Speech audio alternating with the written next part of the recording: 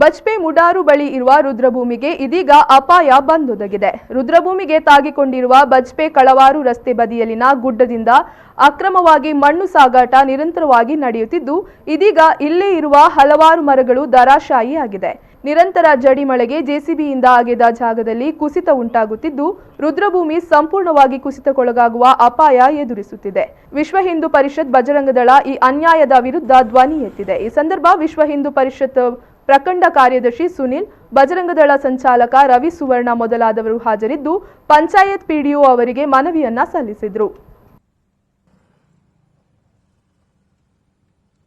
ನಾವು ವಿಶ್ವ ಹಿಂದೂ ಪರಿಷತ್ ಬಜರಂಗದಳ ಬಜ್ಪೆ ಘಟಕದಿಂದ ಇವತ್ತು ಇಲ್ಲಿ ನಮ್ಮ ಹಿಂದೂ ರುದ್ರಭೂಮಿ ಏನುಂಟ, ಹಿಂದೂಗಳಿಗೆ ಬೇಕಾದಂತ ಒಂದು ರುದ್ರಭೂಮಿ, ಹಿಂದೂಗಳಿಗೆ ಮೀಸಲಿಟ್ಟಂತ ಆ ಜಾಗದ ಮಣ್ಣು ಕಬಲಿಕೆಯನ್ನು ಮಾಡ್ತಾ ಇದ್ದಾರೆ.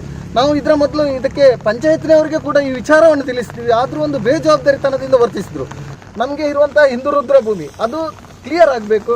ಇನ್ನು ಆ ತೆಗೆದ ಮಣ್ಣು ಇನ್ನು ಹೀಗೆ ಬಿಟ್ಟರು ಮುಂದೊಂದು ದಿನ ಇಲ್ಲಿಂದ ಸ್ಮಶಾನವೇ ಕಾಣೆ ಆಗ್ಬೋದು. ಅದಕ್ಕೋಸ್ಕರ ಅದಕ್ಕೆ ಕಾಂಪೌಂಡ್ ವಾಲ್ ಅಥವಾ ಏನಾದರೂ ಫಿನಿಶಿಂಗ್ ಕಟ್ಟಿ ಇಷ್ಟರವರೆಗೆ ಯಾರು ಮಣ್ಣು ತಗೊಂಡು ಹೋಗಿದ್ದಾರೆ ಅದರ ಪ್ರೂಫ್ ಎಲ್ಲ ಅವರಿಗೆ ಇದೆ, ಅವರ ಬಗ್ಗೆ ಸೂಕ್ತ ಕ್ರಮ ಕೈಗೊಳ್ಳಬೇಕಂತ ನಮ್ದೊಂದು ವಿನಂತಿ.